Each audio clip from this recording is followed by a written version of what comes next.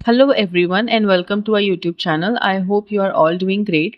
आज हम इस वीडियो में देखने वाले हैं पोस्ट कॉलोनियल फेमिनिज्म के बारे में एंड वी विल सी कि वो किस तरीके से इस आइडियोलॉजी को देखते थे। So let us begin. Post colonial feminism जो है वो इस आइडिया को चैलेंज करता है कि जितनी भी विमेन है अक्रॉस द वर्ल्ड उनका एक्सपीरियंस सेम है। से अभी तक जितने भी स्टैंड्स थे फेमिनिज्म के, like the liberal stand, the Marxist, the radical feminism, उनके अकॉर्डिंग वुमेन के ऑलमोस्ट सारी वुमेन के एक्सपीरियंस एक जैसे हैं। सब लोग ऑपरेशन फेस कर रहे हैं because of the gender. But but post colonial feminism जो है वो इस आइडिया को रिजेक्ट करता है कि आप ये जो यूनिवर्सली लोगों को देखना चाह रहे हैं, विमेन के एक्सपीरियंस को यूनिवर्सल बनाना चाह रहे हैं, किसी भी एक सेक्शन को देखकर आप उनके एक्सपीरियंसेस को यूनिवर्सल नहीं बना सकते हैं। एंड वो इस चीज़ को क्रिटिसाइज करते हैं कि कोई भी यूनिवर्सल फेमिनिस्ट थ्योरी नहीं हो सकती है क्योंकि हर विमेन का एक्सपीरियंस डिफरेंट होता है। और ये जो अभी तक थ्योरी थी ये थी from the view of middle class women in the west, the white women.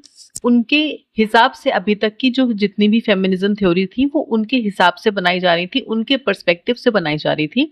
And post colonial world जो है वो इस आइडिया को डिनाई करता है, कहता है कि ऐसा नहीं है। हर विमेन की जो इश्यूज है, उसकी जो एक्सपीरियंसेस है वो जहाँ पर है उससे बहुत ही ज़्यादा इन्फ्लुएंस होते हैं, उससे डिफाइन होते हैं। सो सिर्फ कुछ सेक्शन को देखकर आप अगर सारी वुमेन के इश्यूज को डिस्क्राइब कर रहे हैं तो वो गलत है। ये यूनिवर्सल एक्सप्लिकेशन जो है फेमिनिस्ट थ्योरी का वो गलत है। वो आर्ग्यू करते हैं कि विमेन ऑपरेशन जो है वो सिर्फ वहाँ के उस जो जहाँ पर वो है, वो उस जगह के कल्चर को, वहाँ के कंटेक्स्ट को, वहाँ की जो सिचुएशन है, पॉलिटिकल कॉन्टेक्स्ट है, उसके बिना, उसको समझे बिना आप वहाँ उस चीज़ की सिचुएशन को, उस वुमेन की सिचुएशन को नहीं समझ सकते हो। सो इट इज़ इम्पॉर्टेंट कि हम सिर्फ एक पर्सपेक्टिव से, एक स्फेयर में उसको जज ना करें, सिर्फ एक जेंडर के पर्सपेक्टिव से उसको ना देखें, बल्कि जो डिफरेंट स्फेयर्स ऑफ लाइफ है उसका इन्फ्लुएंस भी उनके ऊपर देखें। ये उनका मेन आइडिया था। वो ये एम्फेसाइज करते हैं कि factors like caste, class, ethnicity, race, religion and gender ये ओवरलैप करते हैं।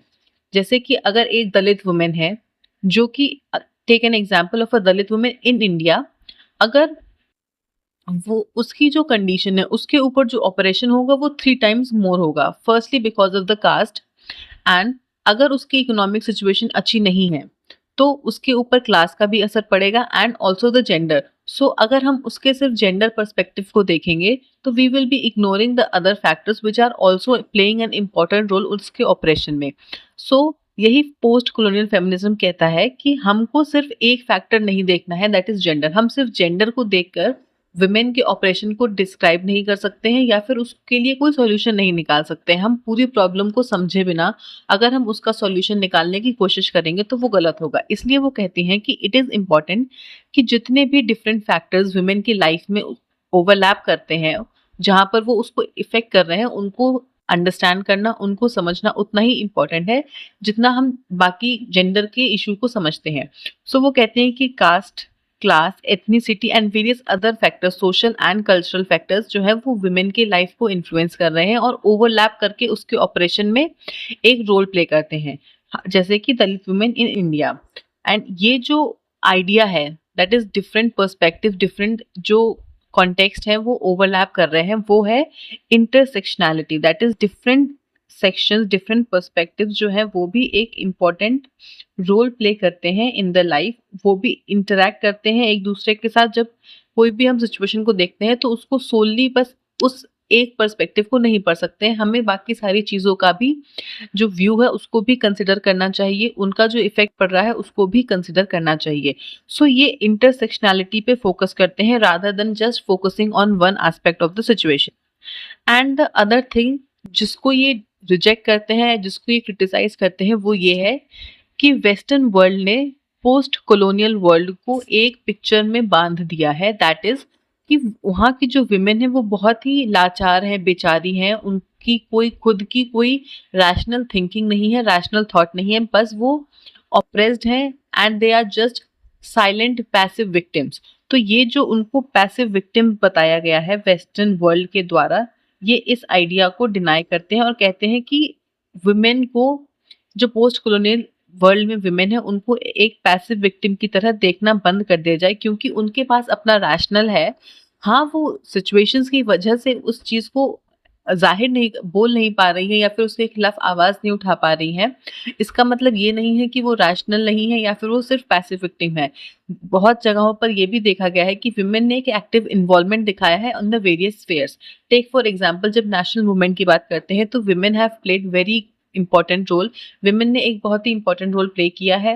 वो भी उन्होंने भी उतनी ही एक्टिवली पार्टिसिपेट किया है जितना कि मेन ने किया है।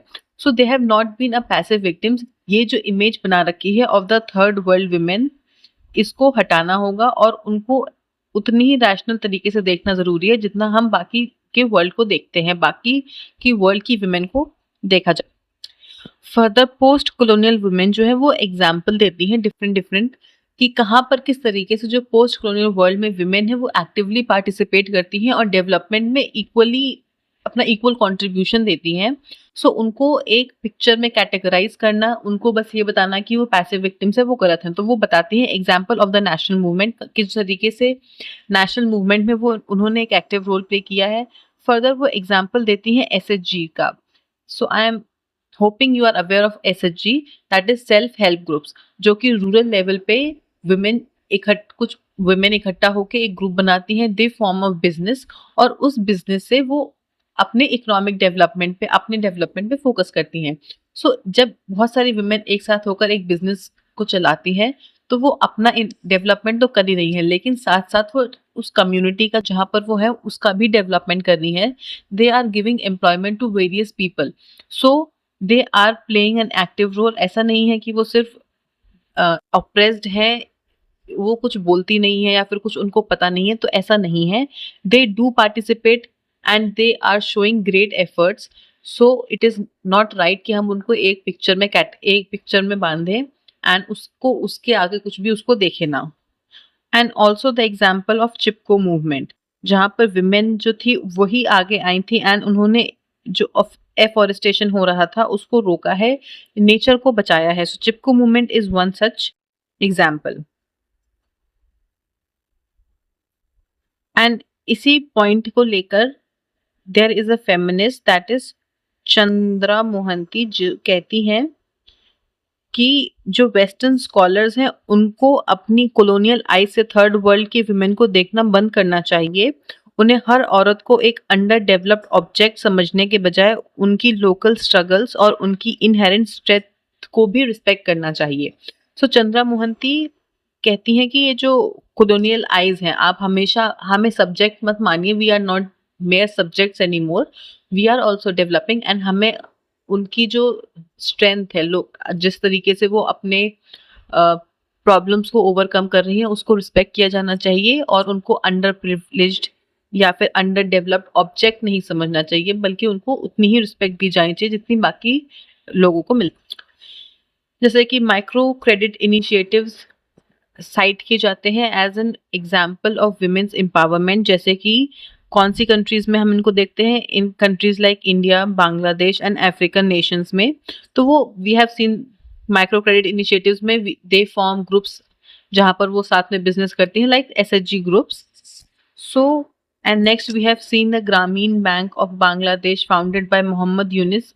ये भी एक फेमस बैंक है जो कि वुमेन को लोन प्रोवाइड करता है, पुअर पीपल को, स्पेशली वुमेन को, जहाँ पर वो फर्दर अपने डेवलपमेंट के लिए वर्क कर पाती हैं।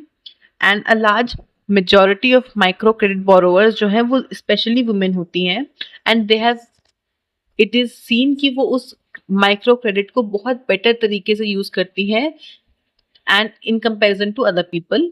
सो वो और फर्दर वो सिर्फ अपने ही सपोर्ट के लिए नहीं बल्कि बाकी लोगों को भी सपोर्ट करती हैं इसमें साथ साथ। एंड अगर हम डाटा को देखते हैं, सो द ग्रामीण बैंक के डाटा में अगर हम देखें तो 97% ऑफ बोरोवर जो होती है वो विमेन होती हैं एंड इनका जो लोन रीपेमेंट रेट है वो 98% से ज़्यादा है, जो बड़े बड़े कॉरपोरेट से भी बेहतर है। सो इससे ये जो मिथ है वो हमें हटा देनी चाहिए कि औरतें जो है वो वीक हैं या फिर अंडर डेवलप्ड हैं, दे आर जस्ट पैसिव। ऐसा नहीं है, they also are doing great efforts. वो अपने लिए डेवलपमेंट के डिफरेंट वेज ढूंढती हैं और अपने साथ साथ बाकी लोगों का भी डेवलपमेंट कर रही है। फर्दर पोस्ट कॉलोनियल फेमिनिज्म ये कहती हैं कि जब एक मार्जिनलाइज सोसाइटी की जो वुमेन है उसके पास उसकी इकोनॉमिक डेवलपमेंट होती है या उसकी इकोनॉमिक एम्पावरमेंट होती है, तो वो सिर्फ खुद तरक्की नहीं करती है बल्कि उसके साथ साथ वो बाकी लोगों को भी एम्पावर करती है, अपनी कम्युनिटी को भी एम्पावर करती है और ट्रेडिशनल पावर स्ट्रक्चर्स को चैलेंज करती है।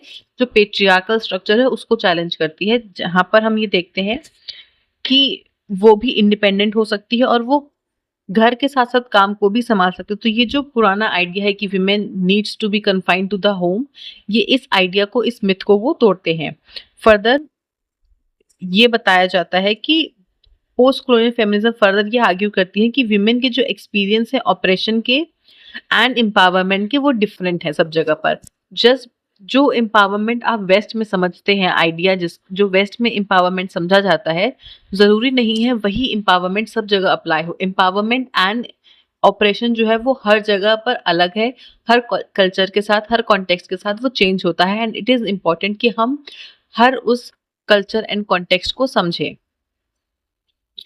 Now, some of the post-colonial thinkers, the feminists are, one is Chandra Talpade Mohanty, जिन्होंने बुक लिखी, द फेमस ऐसे लिखा है अंडर वेस्टर्न आइज, जहाँ पर वो क्रिटिसाइज करती हैं वेस्टर्न वर्ल्ड को, जहाँ कि वो जो पोस्ट कॉलोनियल वर्ल्ड है उसको कॉलोनियल आइज से ना देखें, विमेन को अंडर डेवलप्ड ऑब्जेक्ट ना समझें और उनके एम्पावरमेंट को, उनके स्ट्रगल्स को भी उतनी ही रिस्पेक्ट दी जानी चाहिए जितने की बाकी लोगों को मिलती है। वो विक्टिमाइज्ड या फिर पैसिव नहीं है, बल्कि they are also participating as any other person.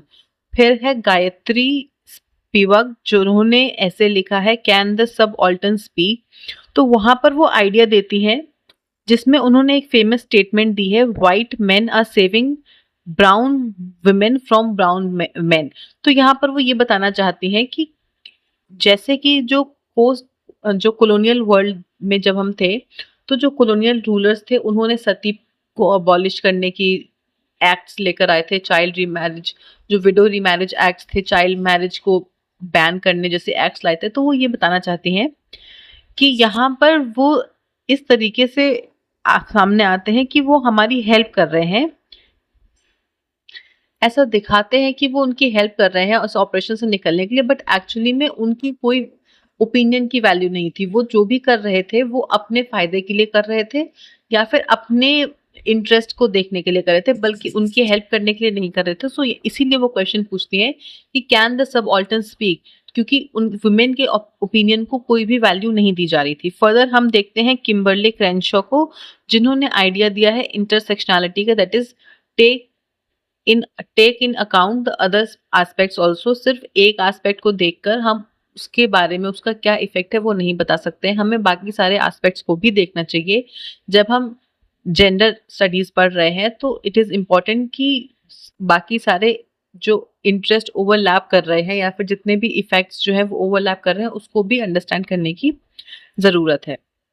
So this was all about post colonial feminism. I hope आपको ये समझ में आया होगा, and if you have any doubt please drop it in the comment section, and do not forget to like, share and subscribe to this channel for more such content. And that's all. Till then, keep learning, keep watching, and that's all. Bye bye. Thank you.